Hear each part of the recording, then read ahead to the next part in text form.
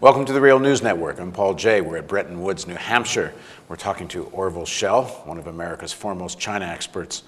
Orville is the Arthur Ross Director of the Center on U.S.-China Relations at the Asia Society in New York. He's a former professor and dean at the University of California, Berkeley's Graduate School of Journalism, and he's written 14 books, 9 of them about China. Thanks for joining us. Pleasure. So let's talk a little bit about what's going on inside China. China's still run by the Chinese Communist Party. Do they still say they are moving towards some kind of socialist economy, socialist society? Or is this the model they think it is? This what it is? You have a Communist Party running a capitalist economy?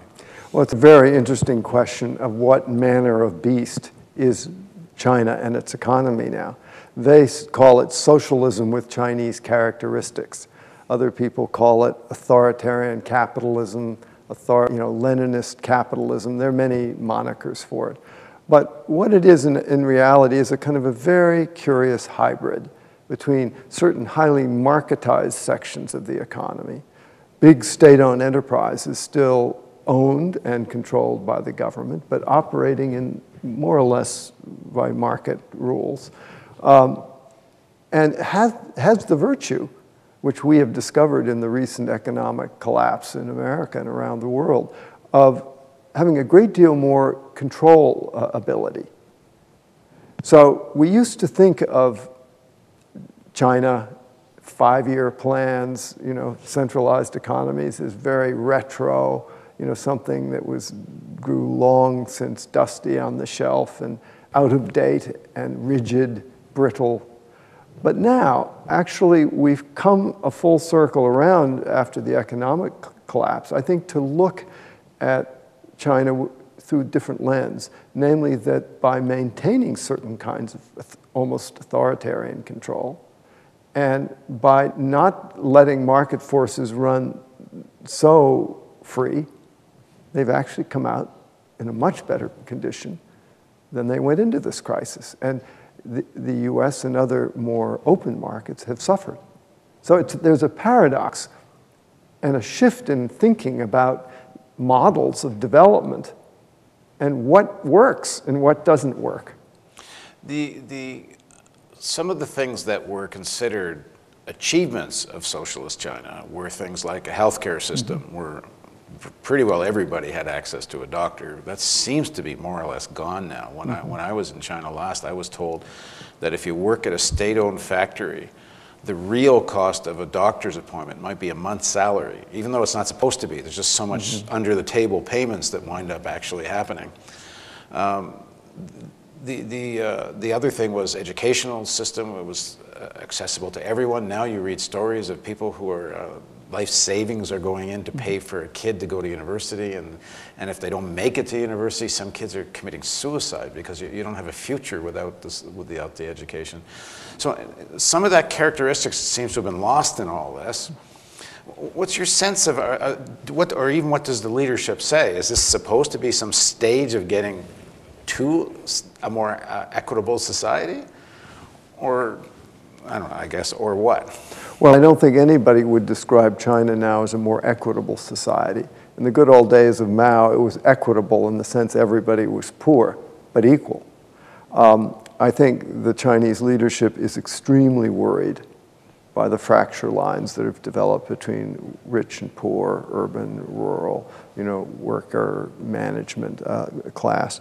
And you're absolutely right, the old welfare system has vanished. It used to be when everybody was in a people's commune or a state-owned factory that you had everything from birth to death, funerals, births, schools, healthcare, you name it, all provided.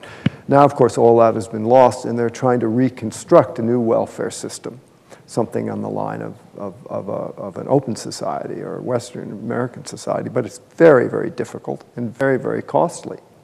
And so that's an incomplete piece of this reform, which as the market has become more and more open, has left less control in the hands of the government, but still far more than there is in a country like the United States.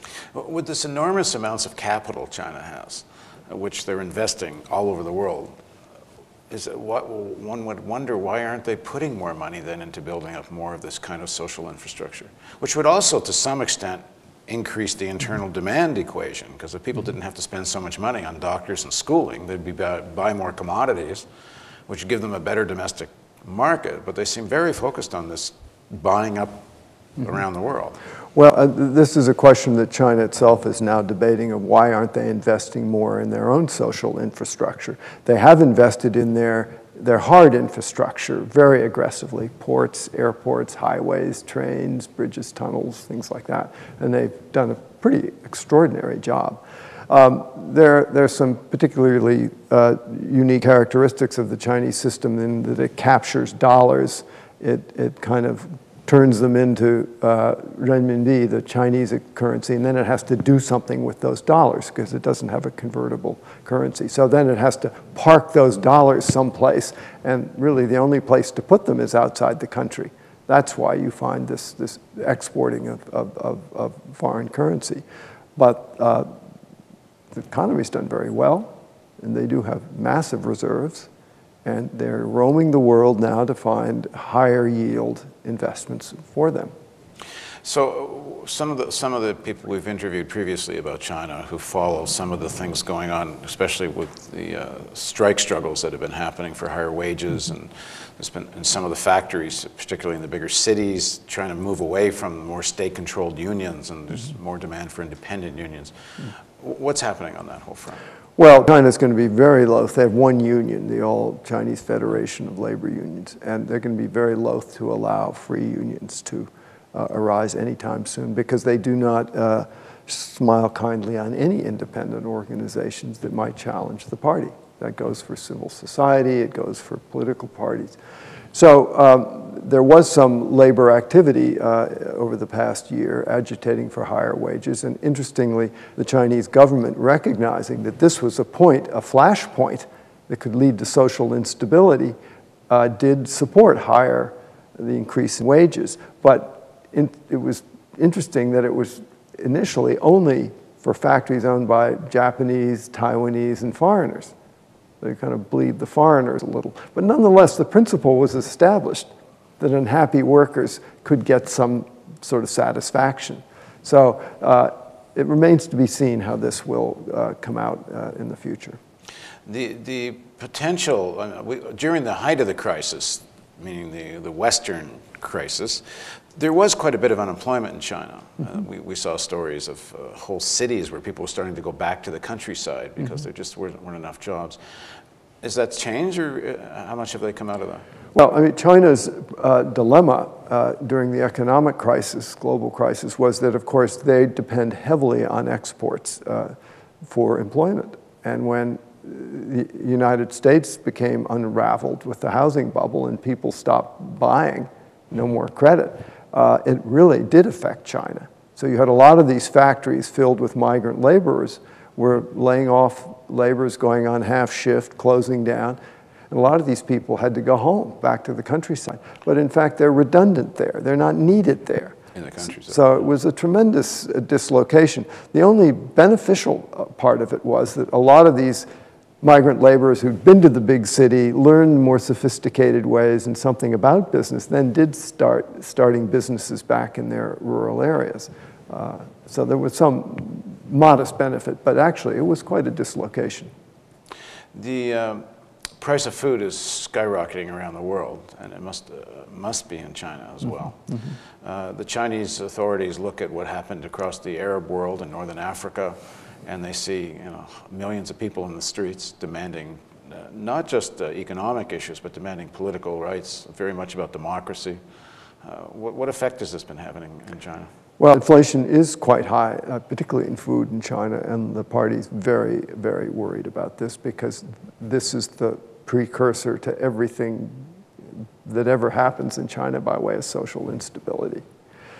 Then, to compound matters, they look out at the Middle East, at the Jasmine revolutions, fed by the internet, and they become triply alarmed because they see these disturbances and these governments being overthrown, and they think right back to 1989. They've been there. They know what it's like. And it's very alarming to them. But having said that, I don't think in the immediate future there is quite the pressure in China for a Jasmine-like revolution, simply because they have to date, against all odds, managed to keep the economy growing at 10%. By and large, enough people think that they can work their way up if they just keep their nose to the grindstone. So, you know, one has to be very cautious about predicting anything in China. No one's ever been right about it, just about anything. We hear that there are thousands of strikes taking place across the country, and thousands of protests happen in villages in the countryside that we don't really get much media reportage on. What's your sense of the amount of unrest and opposition? Is it perhaps more than we think it is?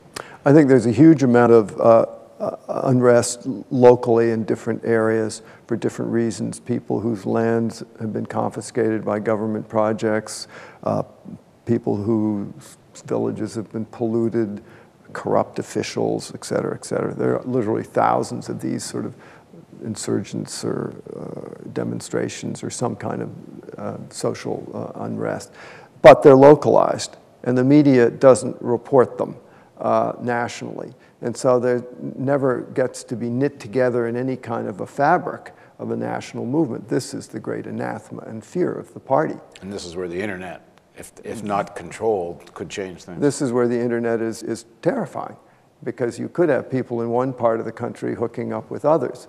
So that's why the party has spent literally billions of dollars to manage the internet, to keep weeding it, controlling it, packet sniffing, currying it out so they can get the benefits of it in business, and the party maintaining connections with the regions and propaganda purposes, but not have the antisocial sort of effect of social media. No Twitter, no Facebook. They're very wary about these kinds of alternative networks of interaction that could rival the parties. Thanks for joining us. Pleasure. And thank you for joining us on the Real News Network.